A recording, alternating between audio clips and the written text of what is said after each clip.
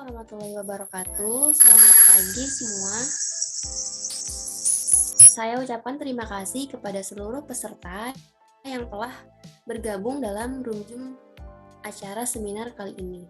Sebelumnya, izinkan saya untuk memperkenalkan diri terlebih dahulu. Perkenalkan, nama saya Nur Aini Setiawati. Saya mahasiswa dari Program Studi Pendidikan Matematika Fakultas Keguruan dan Ilmu Pendidikan, Universitas Singapura Bangsa Karawang. Di sini, saya sebagai pemandu acara pada seminar dengan tema Hakikat Inovasi Pembelajaran Matematika dan Inovasi dalam Pengelolaan Sarana Prasarana. Tak lupa, saya juga ditemani oleh rekan saya yang bernama Fernanda Eka Nurmaulia. Selamat pagi menjelang siang semuanya. Di sini saya akan memandu acara pada pemateri yang kedua yang akan disampaikan oleh teman saya, Nur Aini Setiawati, dengan judul Inovasi Sarana dan Prasarana. Sebelumnya, apa Nur Aini terlihat? Sudah terlihat. Oke, baik. Mungkin kepada Nur Aini, waktu dan tempat saya persilahkan. Terima kasih kepada pemandu acara kali ini yang telah memberikan kesempatan kepada saya untuk memaparkan materi terkait inovasi dalam pengelolaan sarana prasarana. Di sini dengan mata kuliah inovasi pendidikan, dosen pengampu Bapak Dr. Haji Dadang Munandar MPD, Program Studi Pendidikan Matematika Universitas Singapura Bangsa Karawang. Sebelumnya, izin memperkenalkan diri, saya Nur Aini Setiawati dari kelas 6C kelompok 4. Langsung saja di sini ada pengertian pengelolaan sarana prasarana. Menurut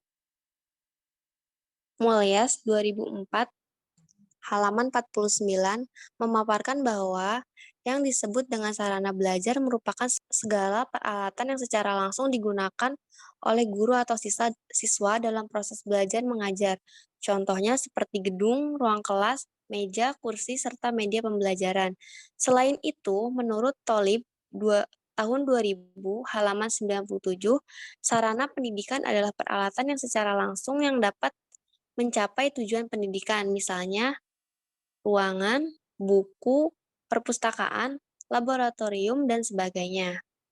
Menurut Daryanto 2008 halaman 51, secara bahasa yang disebut dengan prasarana berarti alat yang tak langsung digunakan untuk mencapai tujuan dalam pendidikan. Misalnya, lokasi atau tempat, bangunan sekolah, lapangan olahraga, ruang, dan sebagainya. Adapun prasarana belajar menurut Makin dan Baharudin 2010 halaman 48 adalah fasilitas yang secara tidak langsung menunjang jalannya proses pengajaran seperti halaman, kebun, taman sekolah, jalan menuju sekolah, dan sebagainya. Pengelolaan sarana dan prasarana pendidikan menurut Imam Mahli merupakan kegiatan penataan dimulai dari perencanaan, kebutuhan, pengadaan, inventarisasi, penyiapan, pemeliharaan, penggunaan, dan penghapusan, serta penataan lahan, bangunan, perlengkapan, dan perabot sekolah secara tepat guna dan sasaran.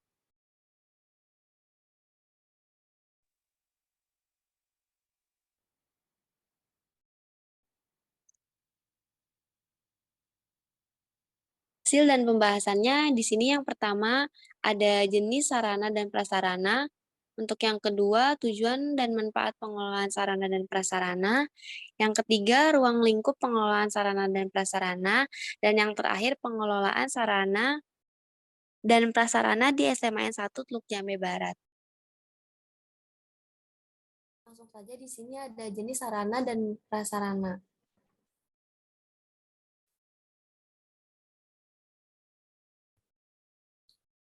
Dari jenisnya, sarana dilihat dari peranan dan fungsi terhadap penerapan proses kegiatan belajar mengajar. Maka sarana pendidikan dibagi menjadi dua, yaitu yang pertama alat pelajaran. Alat pelajaran adalah perangkat atau benda yang dipakai secara langsung oleh guru dan peserta didik seperti buku-buku, kamus, media peraga, alat praktek, dan alat tulis.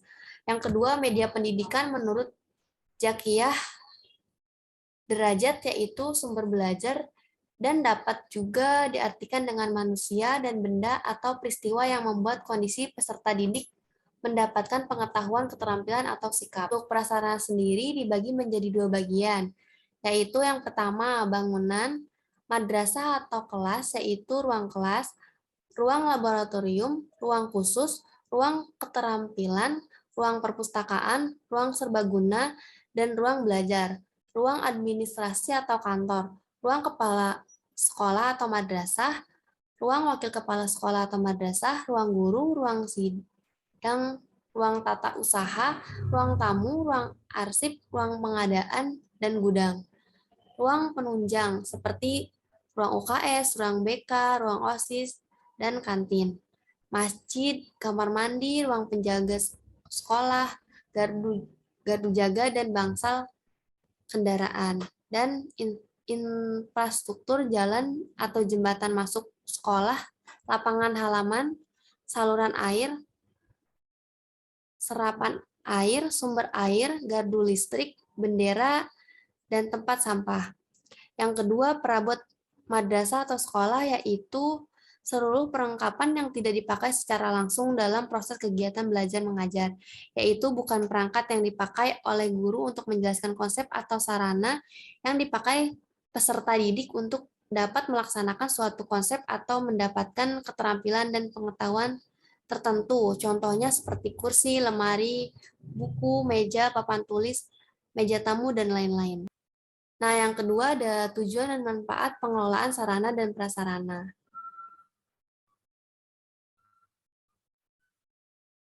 Untuk tujuan pengelolaan sarana dan prasarana, yang pertama, untuk mengupayakan pengadaan sarana dan prasarana sekolah melalui sistem perencanaan dan pengadaan yang hati-hati dan seksama, sehingga sekolah memiliki sarana dan prasarana yang baik sesuai dengan kebutuhan sekolah dan dengan dana yang efisien. Yang kedua, untuk mengupayakan pemakaian sarana dan prasarana sekolah secara tepat dan efisien. Dan yang terakhir, untuk mengupayakan pemeliharaan sarana dan prasarana pendidikan sehingga keberadaannya selalu dalam kondisi siap pakai dalam setiap diperlukan oleh semua pihak sekolah. Untuk manfaatnya sendiri, yang pertama menyiapkan data dan informasi dalam upaya penentuan dan penyusunan rencana barang yang diperlukan. Yang kedua, menyajikan data dan informasi supaya dijadikan bahan atau pedoman dalam pengarahan pengadaan barang. Yang ketiga, menyajikan data dan informasi untuk dijadikan bahan atau pedoman dalam penyaluran barang. Yang keempat, menyajikan data dan informasi dalam penentuan kedua barang sudah lama atau rusak sebagai dasar penambahan atau penghapusan barang. Yang kelima, menyajikan data dan informasi dalam rangka membantu pengawasan dan pengendalian barang. Dan yang terakhir, menyajikan data dan informasi dalam mengontrol dan mengevaluasi sarana prasarana dalam sebuah lembaga tersebut. Bahasan yang ketiga ada ruang lingkup pengelolaan sarana dan prasarana. Terdapat 5 ruang lingkup pengelolaan sarana dan prasarana. Yang pertama ada perencanaan, yang kedua pengadaan, yang ketiga penginventarisasi, yang keempat pemeliharaan, dan yang terakhir penghapusan. Di sini langsung saja ke pembahasan yang terakhir, pengelolaan sarana dan prasarana di SMA 1 Teluk Jambe Barat. Berdasarkan hasil wawancara dengan Wakil Kepala Sekolah SMA 1 Teluk Jambe Barat, pengelolaan sarana dan prasarana adalah sebagai berikut. Perencanaan pengelolaan sarana dan prasarana yaitu melakukan rencana melalui diskusi kepala lab, guru, dan pihak terkait untuk membuat keputusan. Setelah keputusan ditetapkan, kemudian menyusun proposal, daftar keperluan, sarana dan prasarana, selanjutnya diberikan kepada bagian sarana prasarana agar diproses dan mendahulukan perencanaan secara sarana prasarana yang sangat diperlukan. Untuk pengadaan sarana dan prasarana, yaitu tindak lanjut dari perencanaan yang sudah disepakati bersama dalam perencanaan. Anggaran pengadaan sarana dan prasarana diperoleh dari bantuan operasional sekolah dan pengajuan dana dari operasional. Dalam pembuatan proposal, yaitu dengan membentuk petugas atau koordinator bagian pembuatan proposal. Ada inventarisasian sekolah dilakukan dengan penanaman ruang lapangan dan halaman yang ada di wilayah SMA 1 Jambi Barat. Wakasek bidang sarana dan prasarana yang bertanggung jawab dalam penginventarisasian sarana dan prasarana yang ada. Sedangkan pengawasan sarana dan prasarana adalah tanggung jawab kepala madrasah atau sekolah karena sebagian barang yang ada di sekolah itu milik negara. Sehingga apabila terjadi hal-hal yang tidak diinginkan berkaitan dengan sarana dan prasarana bisa diminimalisir oleh kepala sekolah. Pemeliharaan yang dilakukan oleh seluruh warga sekolah atau madrasah untuk menjaga dan merawat sarana dan prasarana yang ada serta memperbaiki bila terjadi kerusakan untuk meminjam barang-barang yang diperlukan saat pembelajaran, yaitu dengan cara mengikuti mekanisme peminjaman. Untuk penghapusannya sendiri secara sarana dan prasarana pendidikan harus melalui prosedur penghapusan yang telah ditetapkan pemerintah dan dengan memperhatikan langkah-langkah penghapusan sarana dan prasarana dengan tujuan penghematan anggaran dan pembahasan ruang belajar. Adapun sarana dan prasarana di SMA 1 Jambi Barat adalah sebagai berikut, yaitu terdapat 17 ruang kelas, 1 ruang perpustakaan, 1 lab komputer, 1 lab IPA, masjid, lapangan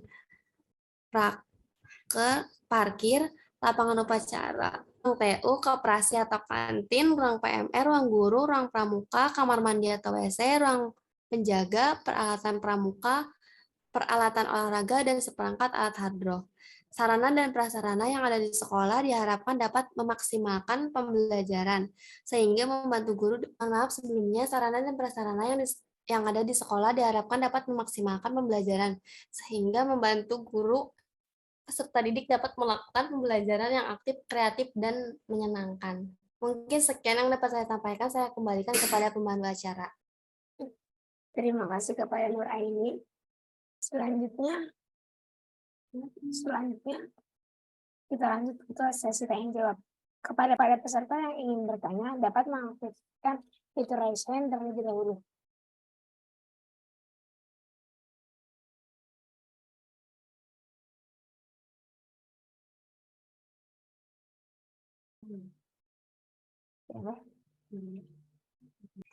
Boleh, apa ada yang ingin ditanyakan?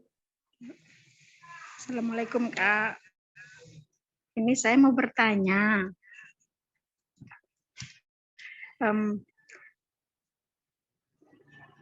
Apa saja pemeliharaan yang ada di sekolah SMA Negeri 1 Teluk Jambi Barat? Baik. Mungkin bisa menjawab. Terima kasih. Baik, terima kasih. Mungkin bagaimana Nur Aini? Apakah tidak mau dulu atau langsung dijawab? Langsung dijawab saja ya, karena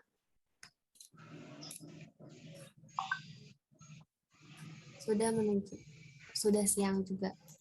Untuk pemeliharaan sendiri merupakan kegiatan yang berkelanjutan untuk merawat barang agar tetap dalam kondisi yang baik atau siap guna.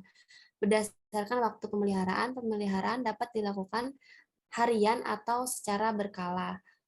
Untuk contoh pemeliharaan di SMA 1 Jambi Barat itu seperti diadakannya piket setiap hari, terus ada kegiatan Jumat bersih, dan tidak mencoret-coret meja.